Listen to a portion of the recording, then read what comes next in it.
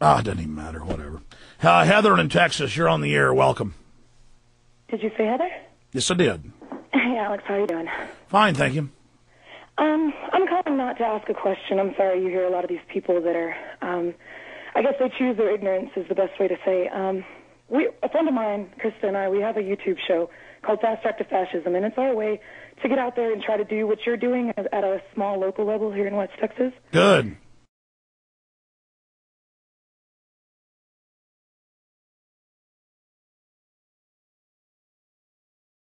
And we've had 13 episodes. We go over the same thing you do, Bernays, and I just don't, I go to the bar every night. I don't have any kids or any kind of responsibility besides work and all that. But I try to tell people, and they tell me the Patriot Act it's not for, it's for terrorists. It's not for citizens. They won't wake up. They won't wake up. But my whole point, and what I'd like to remind your audience, is that as evil as these people are, there's a light that's brighter. And it's the only thing that we have because... Are you still there? Yeah, somebody's calling you. You want to take that call? Oh, no, of course not. Okay, but I just want on record, we're not censoring you. Listeners will think that. But you're getting another call, so it's going to probably blip out in just a second again. Okay, well. So I just want to wait for that to happen, and then we can continue. But, if you fight fire with fire, they have bigger guns. They have all these technologies. I went to school in Las Cruces in MSU, and when I first got down there, I saw the chemtrails because White Sands is right there. And this was before they disclosed that they were going to do the chemtrails to, do global dimming, to put the, pulverized particles in the sky. And even though they've admitted they're doing it, the public doesn't believe it. Well, when I was 19 and I went to NMSU, I didn't know this, and I looked up at the sky, and I saw that, and I was like, I bet you Bush didn't lie when he said he was going to do something about global warming. I bet you anything. And then it comes out that I was right, and so were you, and so was everybody else, and it's a good thing, because there's like a wavelength that the people that are awake, they know it's there, and we know it's there, and we know what they're doing, and...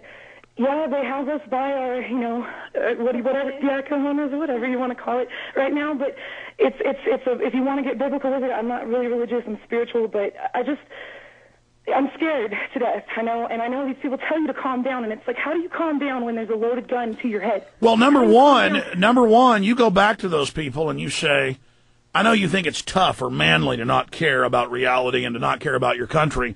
But you can bring them the Google and then bring them mainline articles. I would do it. Hours and it's thousands and thousands of pages of documents, and you can show them, but they've got to be patient enough to listen, and they're not.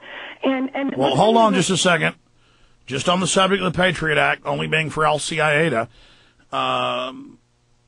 they used the Patriot Act on a prison guard ordered to torture people to death in Afghanistan, and even came out in the news to muzzle him because he was going to use it in his defense that he was ordered to torture from the White House, which later came out. And they said, nope, Patriot Act, you're a terrorist. You're not allowed to have free speech or have a public trial. So you can bring them mainstream news articles where, headline, Patriot Act used in thousands of non-terror cases in Tennessee or in Georgia. Every state has had the same headline. They're using it against everybody. It has nothing to do with terror. But if you're a real Los Zetas terrorist murdering police in South Texas, nothing's done to you. This is all for us, the cattle, because the system has to promise its criminals more houses, more money, more cash. So that's what happens when a Caesar takes over Rome. He gives his Praetorian goods, and they would always squeeze the middle class. But go ahead, Heather.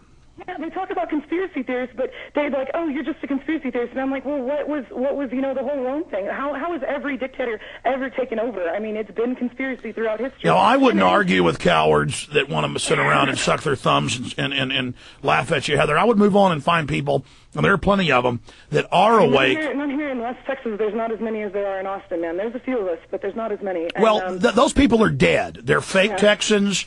They're all hat and no cattle. Yeah. They watch their football. They act tough. They drive around in big trucks with Marine Corps stickers on their cars. They hate America. They're pieces of trash. They're cowards. They're not real Texans. They're not real Americans. They've got their big hat and no cattle, feeling good, and they're going to find out. So let them move on. Yep. But we can't forget, and when people tell you not to freak out, I mean, tell them, you're freaking out because you're trying to wake these people up, and we know that. Your listeners do know this. And we do have the light on our side. We are connected. We are connected as they are. Well, it's like you said, you're trying to wake folks up at bars, though. They're there for escape. There's nothing to do. Like, you can't... No, I understand, but, I mean, they're there, Heather, to pick you up. Oh, no. Yeah, they're not there to hear about it. These aren't people of responsibility. All they are is acting cool. They wear a cowboy hat. They wear a ball cap. They stick their chest out and walk around going, "Ugh." And to them, that's their whole world. Just, "Ugh." So, I mean, how can they ever change their doing? They have no self-respect for themselves, too. They can't imagine themselves facing down a corrupt government. They're scared when a cop pulls these tough guys over. They cower. They're cowards. They're un-American filth. And so they don't respect themselves enough to go to city council or educate themselves or find out what's happening. They just are cowards who want to believe everything's okay. And so don't worry, they're going to get hurt real bad. I don't know if I can believe in the whole fighting fire with fire thing, because to me, when I was in Las Cruces, I also got to see the Halliburton terrorist containment cell that they're building on the airbase out there. And I got to drive through the loop in East Montana, right before Montana exits in El Paso. And you look to the right, and there's this, it's got to be like 5 square miles. And I saw them bring the plumbing in. I saw the trains come in at 1 o'clock in the morning that had no, I mean, you know how you see graffiti on trains? I mean, they did this all at night. They brought in everything in the trains at night. And you can go to El Paso's website and to Halliburton's, and they'll say what they're doing. It's open. It's right out in the open. And it's supposed to hold like 250,000 people. I know. And then it could be in the Houston Chronicle, and the public says, ain't real. Hey, the banker's taking all your money's real. I want everybody out there, the raping you're getting's real.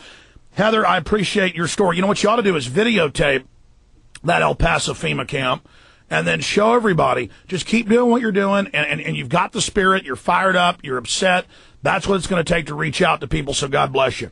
But, yeah, no, I know West Texas is just a ghost yard of mindless, phony conservatism. Just like a lot of inner cities are ghost towns mentally of mindless Obama worshipers.